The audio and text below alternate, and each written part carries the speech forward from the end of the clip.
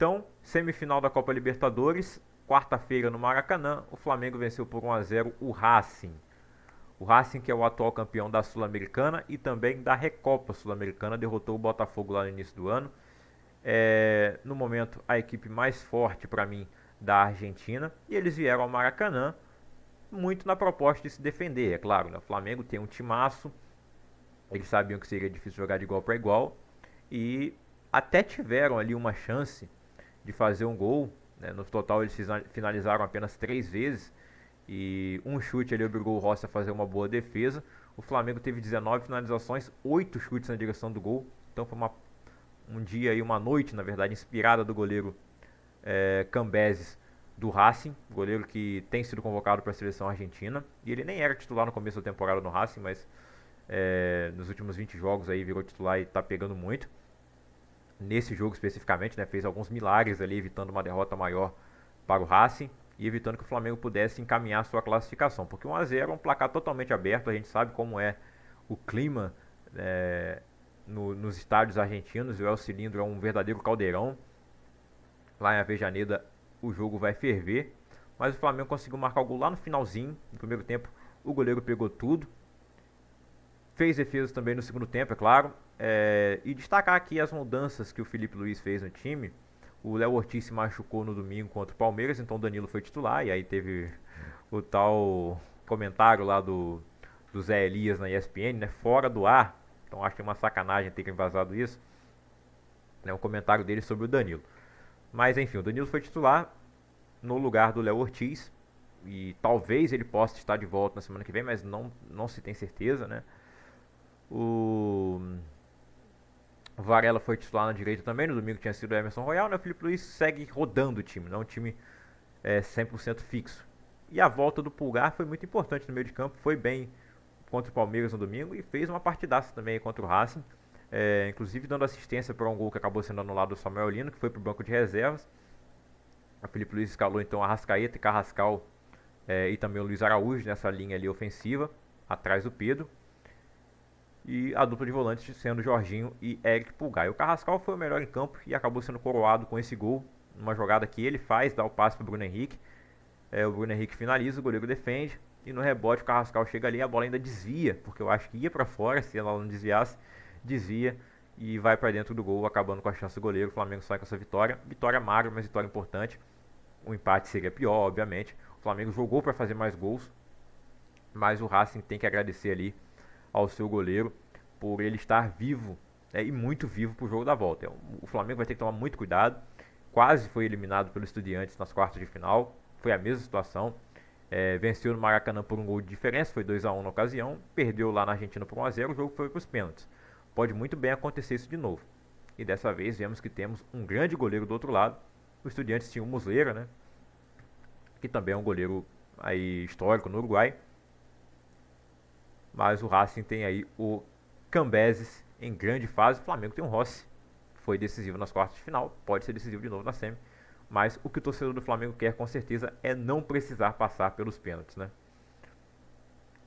O Palmeiras, se for para os pênaltis, tem que comemorar, né? Porque levou um 3 a 0 que ficou barato lá no Equador. O Palmeiras jogou mais do que o Racing contra o Flamengo, né? Placar, e tomou uma goleada maior. Assim, tem a questão da altitude, que claro, pesa, todo mundo sabe.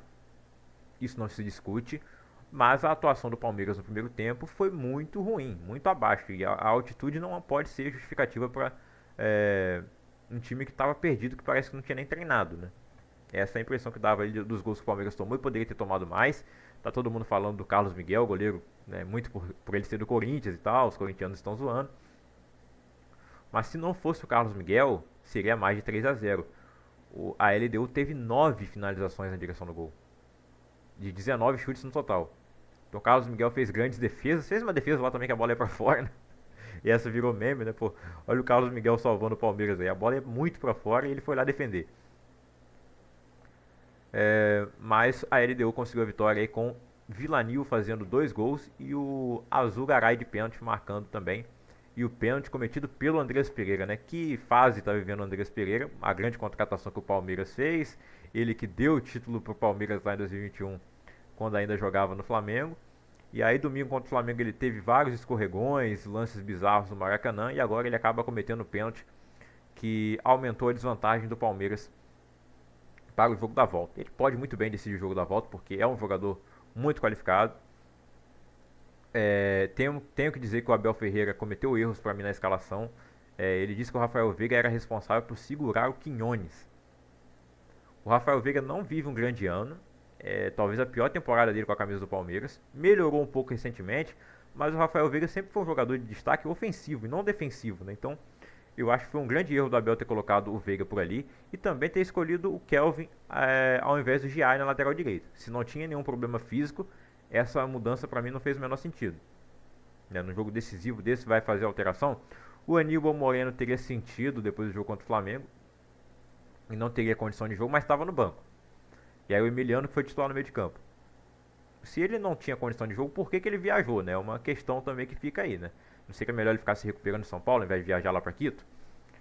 Viajou, não entrou. A dupla Flaco Roque dessa vez não teve sucesso. O Flaco teve até alguma chance, eu acho que fez um bom jogo. O Vitor Roque foi substituído. E agora o Palmeiras vai ter que resolver no Allianz Parque. Já aconteceu antes, o Palmeiras já reverteu o placar, a gente sabe como é que é o time do Abel, o time do Pacto, que ele negou ter na entrevista. Mas como ele sempre diz, é um time que trabalha muito e é um time que não desiste. Isso a gente sabe que é. E o Palmeiras tem sim total capacidade de reverter o placar no Allianz Parque. Eu acredito que dá para fazer isso, mas vai ser difícil. A LDU vai vir com uma proposta mais defensiva com certeza. Tem essa linha de 3 zagueiros, a linha de 5 no meio de campo, que são laterais barra alas, né? Que podem muito bem defender como atacar. E no contra-ataque também isso é perigoso. E também tem o fato da LDU ter um retrospecto muito bom contra brasileiros. Já ganhou Libertadores contra o Fluminense, Sul-Americana contra o Fluminense lá na década dos anos 2000. E nessa Libertadores já eliminou o São Paulo nas quartas de final e o Botafogo nas oitavas. E na fase de grupos ganhou do Flamengo, que pode ser seu adversário na final. Então, não podemos subestimar essa LDU, como o São Paulo fez. Eles tinham perdido o primeiro jogo só por 2-0, perderam em casa no Morumbi por 1-0. O Palmeiras perdeu de 3. E qualquer gol que tomar, aí tem que fazer mais um. Então, se você toma 1-0, vai ter que fazer 4 para levar para os pênaltis ainda. Vão ser 2 jogos aí que vão testar o coração dos flamenguistas e dos palmeirenses na semana que vem. E nós vamos descobrir se teremos a reedição da final de 2021 ou se, depois de anos, podemos ter uma final sem brasileiros envolvidos ou simplesmente uma final Brasil e Equador ou Brasil e Argentina. Diz aí nos comentários o que você quer. Você quer uma final brasileira? Mais uma? Quer uma final entre um brasileiro e um argentino ou entre um brasileiro e um equatoriano? E há a possibilidade aí também, claro, da final entre um argentino e um equatoriano e acabar com a hegemonia brasileira na Libertadores.